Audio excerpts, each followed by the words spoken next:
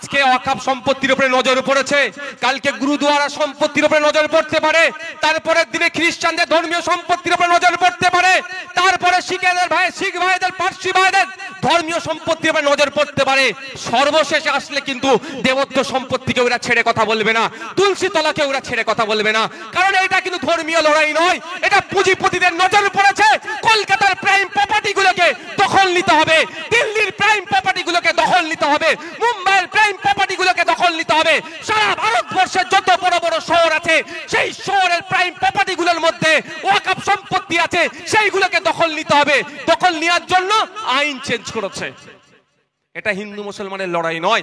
যদি হিন্দু মুসলমানের লড়াই হতো তাহলে পার্লামেন্টের মধ্যে দাঁড়িয়ে যারা বিজেপির এই নিয়ে আসা নয় বিলের বিরুদ্ধে লড়াই করেছিল, যারা লড়াই করেছে, তর্ক করেছে, ভোট দিয়েছে, বিরোধিতা করেছে, তার মধ্যে কিন্তু 90 থেকে 95% মানুষ হিন্দু, দলিত, আদিবাসী, খ্রিস্টান, বিভিন্ন ধর্মের মানুষ।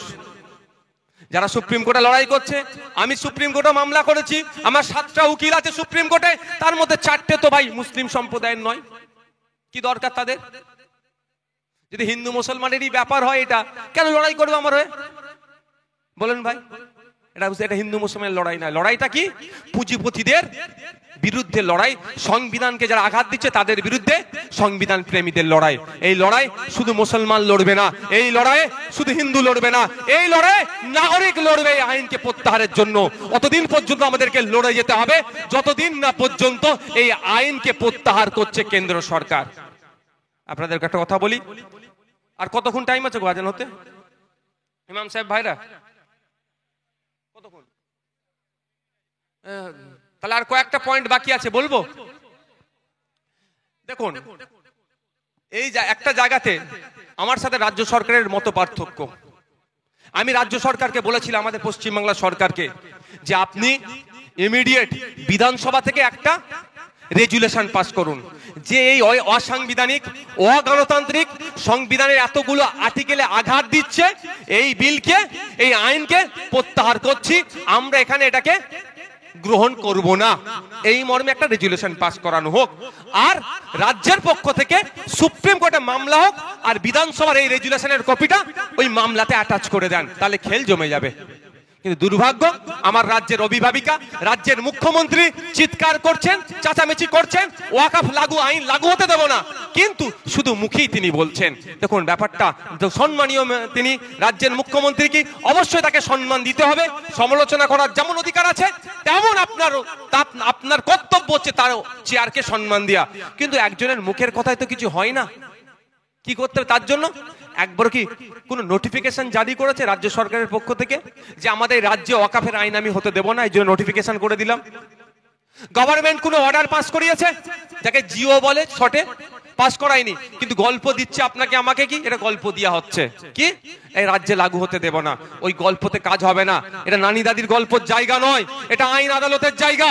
তা আমি অনুরোধ করবো আজকে এই জায়গা থেকেও দাঁড়িয়ে এখানে আইবিডিআইবির মাধ্যমে বলবো, 9 তারিখ থেকে বিধানসভা শুরু হচ্ছে, 9 তারিখ থেকে বিধানসভা শুরু হচ্ছে। এই বিধানসভা অধিবেশনে এই কালা কানুন ওয়াকফ সংশোধনী আইনের বিরুদ্ধে আশা করবো মমতা ব্যানার্জির সরকার অর্থাৎ রাজ্য সরকার আমাদের রেজুলেশন নেবে, এই আশাটা আমরা করবো তো ভাই, নাকি আমাদের রাজ্যের অভিভাবকের কাছে করতে পারি না আমরা? এখন দেখার বিষয় কি হবে। আসা যাক, এই আইনে বলা আছে 5 বছর আপনাকে প্র্যাকটিসিং ইসলাম মুসলিম হতে হবে, প্র্যাকটিসিং ইসলাম। এবার বলুন, সংজ্ঞা দেওয়া নাই, যে প্র্যাকটিসিং ইসলামের ডেফিনেশন দেওয়া নাই, যে কিভাবে প্র্যাকটিসিং ইসলাম হচ্ছে। দাঁড়িয়ে রাখতে হবে কত বড়, জুব্বা পড়তে হবে নাকি দাঁড়িয়ে রাখতে, কপালে কি নামাজ পড়ে কপালে দাগ হয়ে যেতে হবে, কিছু বলা নেই, শুধু বলা আছে 5 বছর প্র্যাকটিসিং ইসলাম। আমি সবার কথা বাদ দিলাম, আমার একটু ফাঁকিবাজি হয়ে যায় মাঝে মধ্যে। ইমাম সাহেবরা, ফাঁকিবাজি করার তো কোনো জায়গা নেই, নামাজটাকে 5 ওয়াক্ত পড়াতে হবে, দিচ্ছ 2500 টাকা মাইনে, আর তাকে বাদে খাটিয়ে নিচ্ছ। এটাও কিন্তু খুদার কাছে জবাব দিতে হবে, মসজিদে যারা নামাজ পড়তে যাচ্ছে, এটা মাথায় রেখো, এটাও মাথায় রেখো, ছাড়বে না আল্লাহ। যাক, ওই বিসঙ্গ পরে বলবো। তো ইমাম সাহেবরা 5 ওয়াক্ত নামাজ পড়ায়, 5 বছর ধরে একটা ইমাম 5 ওয়াক্ত নামাজ পড়িয়ে অফিসারকে গিয়ে বললো, স্যার আমি একটু ওয়াকফ করতে চাই, ওয়াকফে আওলাদ, ওয়াকফে লিল্লাহ, 2 রকম আছে, তো করতে চাই। তো অফিসার মুখের দিকে তাকিয়ে যদি বলে, ইমাম সাহেব তুমি 5 বছর নামাজ পড়েছো, তোমার কপালে দাগ নাই কেন? তুমি ফাঁকিবাজি করেছো, তুমি চলে যাও। কি করবেন? কিন্তু ওখানে ডেফিনেশন দেওয়া নয় যে প্র্যাকটিসিং ইসলাম এইগুলো থাকলে সে প্র্যাকটিসিং ইসলাম। আপনাকে ইন ফিউচারে আপনি যাতে না অফ করতে পারেন সম্পত্তি, তার রাস্তা বন্ধ করে দিচ্ছে এই মোদী সরকার। আবার বলছে মুসলমানদের ভালো করছে। ইমাম সাহেব ঘরে গিয়ে জামিনের পেরেক ফেরেক দিয়ে একটু কপাল ফপাল ছিঁড়ে ফেলেছে, দাগ হয়ে যাবে না ছিঁড়লে? তারপরে সপ্তাহে অফিসে গেছে, এই দেখুন স্যার আমার কপালে দাগ হয়ে গেছে। অফিসার যদি বলে এই বছরে 29টা রোজা হয়েছে, আপনি তো 25টা রোজা রেখেছেন, 4টে তো ছেড়ে দিয়েছেন, আপনি মুকাম্মাল মুসলমানই নয়। প্র্যাকটিসিং মুসলিম মানে আমি যদি বলি মুকাম্মাল মুসলমান, তাই তো নাকি? এটাই আসছে তো। তাহলে আপনি কি করবেন? আমি এই 29টা রোজার মধ্যে কটা রেখেছি আর কটা ছেড়েছি কোন মেশিন আমাকে চেক করে বলতে পারবে আজকে আমার? এরকম পৃথিবীতে কোনো মেশিন এসেছে? তাহলে একটা করে অফিসার আমার সাথে দিতে হবে। পশ্চিমবাংলায় 3 কোটি কম বেশি সংখ্যালঘু সম্প্রদায়ের মানুষ আছেন, তাহলে 3 কোটি মানুষের সাথে 3 কোটি অফিসার দিতে হবে। ফজরের সময় নওশাদ সিদ্দিকী ঘুমোচ্ছে না, ঠান্ডাকালে নামাজ পড়ছে, তাহলে দেখতে হবে। ইমাম সাহেব আমাদের নামাজ পড়ায়, আমরা ইমামের পেছনে ইক্তেদা করি ইমামের, তার সাথেও একটা অফিসার দিয়ে রাখতে হবে ইমাম সাহেব নামাজ পড়ছে কি পড়েনি, তাই তো নাকি? মানে এগুলো হচ্ছে বিভ্রান্তকর আইন নিয়ে এসেছে। এই আইনে আগামী দিনে ওয়াকফ যাতে না করা যায়, এর বিরুদ্ধে তো আমরা। আচ্ছা এটা কি, এবার আসা যাক, হিন্দু ভাই যদি ইচ্ছা করে মন্দিরের নামে সম্পত্তি দেবো, তাহলে সেই হিন্দু ভাইকে কি 5 বছর ধরে হিন্দু হতে হবে এই আইন আছে? এটা জানতে আমাদের ইচ্ছা করবে না?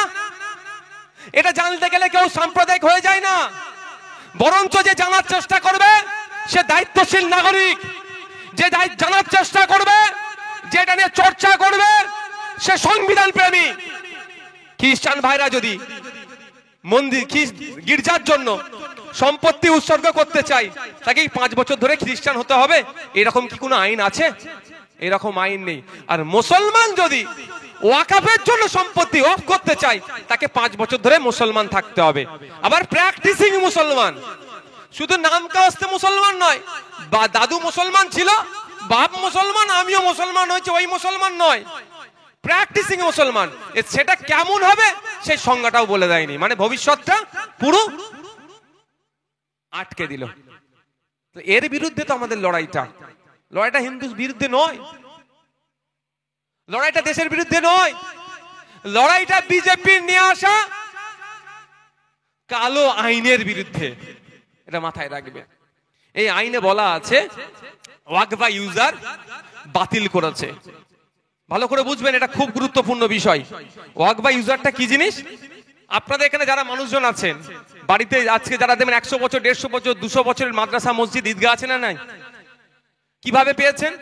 আপনার পাড়ার মুরব্বীরা খোঁজ নিন, তার দাদু ওই সময় যারা ছিল একটু জমি জায়গা জমিদার, এই তোদের কবর দেওয়ার অসুবিধা হচ্ছে, ওই গ্রামে গিয়ে কবর দিতে হয়, আলে আমার ওই বাঁশবাগানের ধারে ওই 2 বিঘে জায়গাটা আছে, তোরা কবর দিবি, আল্লাহর রাস্তায় ছেড়ে দিলাম, গ্রামের সবাই কবর দিবি। এইভাবে হয়ে আসছে না ভাই?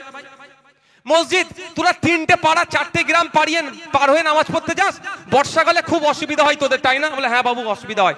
আলে আমি 10 কাঠা জায়গাটা, উঁচু জায়গাটা আছে, তোরা না মসজিদ করে নিবি, যা আল্লাহর রাস্তা দিয়ে দিলাম। এরকম ভাবে হয় না তো? এইরকম ভাবে হয়ে আসছে তো। এটা ব্যবহার হতে হতে ওয়াকফ ইউজার যদি বলি, ব্যবহার হতে হতে আর সহজে যদি বলি, মৌখিক ভাবে যেটা দান করেছে আমার পূর্বপুরুষেরা, আপনাদের পূর্বপুরুষকে অফ করে দিয়েছে আল্লাহর রাস্তায়, এটা মোদি তুলে দিচ্ছে, নতুন আইনে তুলে দিচ্ছে। কি ক্ষতি হবে? সারা ভারতবর্ষে 8 লক্ষ একর ওয়াকফ সম্পত্তি আছে, তার মধ্যে 50% অর্থাৎ 4 লক্ষ একর ওয়াকফ সম্পত্তি ওয়াকফ ইউজার মৌখিক দান। মোদিদের ধান্দা তো ওই 4 লক্ষ একরটাকে দখল করার। বুঝতে পেরেছেন? আজকে একটা পোর্টালে ছেড়েছে নাকি 6 মাসের মধ্যে কি হবে, নাম রেজিস্ট্রেশন করতে হবে। 21-22টা পয়েন্ট দিয়েছে। 21-22টা পয়েন্টের মধ্যে বলা আছে তুমি যার কাছ থেকে তুমি সম্পত্তিটা পেয়েছো তার ডিটেলস দিতে। এবার আপনি বলুন, আপনি তো 5 দাদু আগে থেকে কবর দিয়ে আসছেন ওইখানে, তাই না? ওই 5 দাদুকে খুঁজে পাবেন এখন? যেই পাবেন না ওটা বলবে সরকারের দখলে। আজকে এটা মোদি ছেড়ে দিল, আর আমাকে যিনি বাঁচাবেন বললেন পশ্চিম বাংলায় ওয়াকফ হয়ে কিছু করতে দেব না, আমাদের শ্রদ্ধেয় সম্মানীয় মাননীয় মুখ্যমন্ত্রী কিন্তু এই বিষয়ে কিছু বললেন না। একটা শ্মশানের নামকে কেউ এডিট করে দিলে মাননীয় প্রেস কনফারেন্সে বলে দেয় এটাকে অমন করেছে, এটা উচিত হবে না। এত বড় বিষয় মুসলমানদের ওয়ামসি পোর্টালে 6 মাসের মধ্যে আপলোড করার ঘোষণা দিচ্ছে, এ নিয়ে কোনো কথা বলছে না। যাক, আমি আবার ফিরে আসছি। ওয়াক বাই ইউজারটা হচ্ছে এই রকম ভাবে হয়েছে। আচ্ছা, এইটাকে এখন মোদিজি বাতিল করে দিচ্ছে, অর্থাৎ রেজিস্ট্রেশন ছাড়া যে ওয়াকগুলো হয়েছে সেগুলো সব বাতিল। মোদিজি যদি নতুন আইনে বলতো এটা 2025 সালে আইন হয়েছে, এই 2025 সালের পর থেকে যদি কেউ অফ করতে চাও, মৌখিক অফ করলে কিন্তু সেটা আর গ্রাহ্য হবে না, সেটা আমি কি বাতিল করে দেবো, তাহলেও মানা যেত। যারা 400 বছর আগে অফ করে গিয়েছে সেটাকেও নাকি বলছে বাতিল করবে। কারণটা কি? মোদির বন্ধুর নজর পড়েছে তো কলকাতার নামি দামি জায়গাটার উপরে। মোদির বন্ধু দিল বোম্বাইয়ে ওয়াকাফের একটা অনাথ আশ্রমের জায়গাকে দখল করে প্রাসাদ সম বাড়ি বানিয়েছে। সুপ্রিম কোর্ট মামলা চলছে, কিছুদিনের মধ্যে মামলাতে হেরে যাবে। তড়িঘড়ি ওই জন্য আইনটা চেঞ্জ করে বন্ধুর জন্য সহযোগিতা করে দিচ্ছে। এই ওয়াক বাই ইউজার আপনার আমার পূর্বপুরুষ মৌখিক যে দানটা করে গিয়েছে, আইনের মধ্যে না আইনের বাইরে আগে জেনে নিতে হবে? বলতে পারে তো আইনের মধ্যে। আমি ছেড়ে দিলাম মুসলিম পার্সোনাল ল। মুসলিম পার্সোনাল ল যেমন আছে, হিন্দু ভাইদেরও পার্সোনাল ল, বিভিন্ন ধর্মের মানুষের পার্সোনাল ল আছে, হিন্দু কোড আছে, ঠিক একই ভাবে সেই আইনে একটা বৈধ, আমি ওটাও ছেড়ে দিলাম। আমি কটা কথা বলছি। ইন্ডিয়ান এভিডেন্স অ্যাক্ট 1872, এই আইন অনুযায়ী মৌখিক হেবা, মৌখিক দানটা হচ্ছে বৈধ। ইন্ডিয়ান কন্ট্যাক্ট অ্যাক্ট 1872 সালে ইন্ডিয়ান কন্ট্রাক্ট অ্যাক্ট যেটা আছে ওই অনুযায়ী আপনার আমার দাদু যে মৌখিক দান করে গেছে সেটা বৈধ। আচ্ছা, ট্রান্সফার অফ প্রপার্টি অ্যাক্ট 1882 সালের ট্রান্সফার অফ প্রপার্টি অ্যাক্ট অনুযায়ী আপনার আমার দাদু যে সম্পত্তিটা অফ করে গেছে মৌখিক, এটা কবরস্থানের জন্য দিয়ে দিলাম আল্লাহর হস্তে, এটা মাজারের জন্য দিলাম, এটা মসজিদের জন্য দিলাম, এটা ঈদগাহর জন্য দিলাম, এটা জলসার জন্য দিলাম, সবটাই বৈধ। শুধু তাই নয়, 2000 সালে একটা সুপ্রিম কোর্টে মামলা হয়েছিল, লিয়াকত আলী মনম মোহাম্মদ জামিল, এই মামলাতে সুপ্রিম কোর্ট অর্ডারও দিয়েছে মৌখিক অফকে, মানে হেবা মৌখিক দানকে, দানের পক্ষে। এত আইন থাকার পরেও শুধু সংখ্যার জোর দেখিয়ে মোদিজি এটাকে কি করছে, পাস করিয়ে নেওয়ার চেষ্টা করেছে। আমরা সেটাকে আইনি লড়াই করে আটকেছি। এখন আমাদের করণীয় কি? কি করণীয় সেটা জানতে হবে না ভাই? করণীয় হচ্ছে আমাদের দুটো, একটা আইনি লড়াই করা, সুপ্রিম কোর্টে করছি, আর একটা মাঠে ময়দানে গণতান্ত্রিক প্রক্রিয়ায় শান্তিপূর্ণভাবে লাগাতার আন্দোলন চালিয়ে যেতে হবে। কেউ যদি বলে পশ্চিম বাংলায় আন্দোলন করা যাবে না, তার কথাকে পাত্তা দেওয়ার প্রয়োজন নেই। হ্যাঁ, পশ্চিম বাংলায় আন্দোলন হবে, শান্তিপূর্ণ আন্দোলন হবে, মেদিনীপুরে আন্দোলন হবে, বাঁকুড়াতে হবে, বীরভূমে হবে, দক্ষিণ 24 পরগনা হবে, উত্তর 24 পরগনা হবে, কলকাতাতে হবে, ফুরফুরা শরীফে হবে, প্রতাপপুরে হবে, সারা রাজ্যে আন্দোলন হবে, কেউ আটকাতে পারবে না। এটা মাথায় রাখা জানো। তবে হ্যাঁ ভাই, অনুরোধ এটাই, অবশ্যই এটাও আমিও চিন্তিত, আমাদের রাজ্যের উপরে শকুনের নজর পড়েছে। কি বললাম? শকুনের নজর পড়েছে আমাদের রাজ্যের উপরে। আমরা শান্তি শৃঙ্খলার সাথে একে অপরের সাথে কত সৌহার্দ্যের সাথে ছিলাম, আর এখন এরা শুধু রাজনীতি করার জন্য, ক্ষমতায় আসার জন্য হিন্দু হিন্দু ভাই ভাই স্লোগান তুলে হিন্দু মুসলমানের মধ্যে বিভেদ লাগাতে চাইছে। যারা এটা করছে তাদের বলবেন, এই তিলোত্তমা কে রে ভাই? উত্তর দে, তার ধর্মীয় পরিচয়টা কি? সিবিআই বলছে 54 জন ওই রাত্রে ওই করিডোরে যাতায়াত করেছে, কিন্তু সিবিআই ওই 54 জনকে খুঁজে বার করছে না কেন? তুমি হিন্দু হিন্দু ভাই ভাই বলছো, আর উত্তরপ্রদেশের হিন্দুর বাড়িতে হিন্দু গরিব হিন্দু বলে সেই লজ ভাড়া করে বিয়ে করছিল, তাকে পিটিয়েছে, তা নিয়ে তুমি কথা বলো না কেন? তুমি বলছে হিন্দু হিন্দু ভাই ভাই, শুনছি তোমার পেট্রোল পাম্প আছে, পেট্রোল পাম্পের উপরে লিখে দাও হিন্দু ছাড়া এখানে পেট্রোল বিক্রি নাই, লিখতে পারবে? ব্যবসায় তখন বলবে না, হবে না। আর ভোটের সময় হিন্দু হিন্দু ভাই ভাই, ভোট মিটে গেলে হিন্দু আর বলবেন না, বলা যাবে না, ওটা স্টেজ তো। বুঝতে পারছেন কি বলছি? এটাও কিন্তু কালো নজর, আমাদের কালো মেঘ আমাদের শান্তির বাংলা, সম্প্রীতির বাংলা, ঐক্যের বাংলার উপরে আসছে। এটাকে আটকাতে কাদেরকে হবে? দেশের রাজ্যের জনগণকে, হিন্দু মুসলিম নির্বিশেষে রাজনীতির ঊর্ধ্বে গিয়ে, ধর্মের ঊর্ধ্বে গিয়ে যে যার ধর্ম যে যার কাছে অবশ্যই থাকবে, ধর্ম ধর্মের স্থানে থাকবে, ধর্ম মানুষের বুকে থাকবে। আমরা মানুষ মানবতার জয় করব, যে ধরনের যেই হোক না কেন। সাম্প্রদায়িক কথা বললে তার বিরুদ্ধে আমরা ঐক্যবদ্ধ হয়ে লড়াই করব। মুসলমান হয়ে যদি হিন্দুর বিরুদ্ধে কথা বলে, আমরা মুসলমান ওই লক্ষ্মীর বিরুদ্ধে আগে কথা বলবো। হিন্দু হয়ে যদি মুসলিমের বিরুদ্ধে কথা বলে, আমরা মুসলমান হিন্দু হয়ে এই হিন্দু লোকটির বিরুদ্ধে কথা বলবো। আমাদের মধ্যে থেকে কেউ বিশৃঙ্খলা করবে, আমরা তাদেরকে কোনোভাবেই প্রশ্রয় দেব না।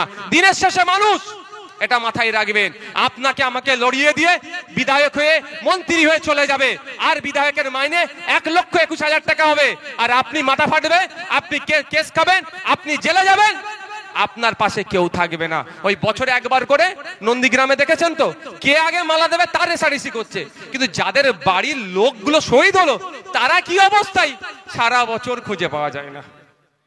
ভুল বললাম নাকি ভাই?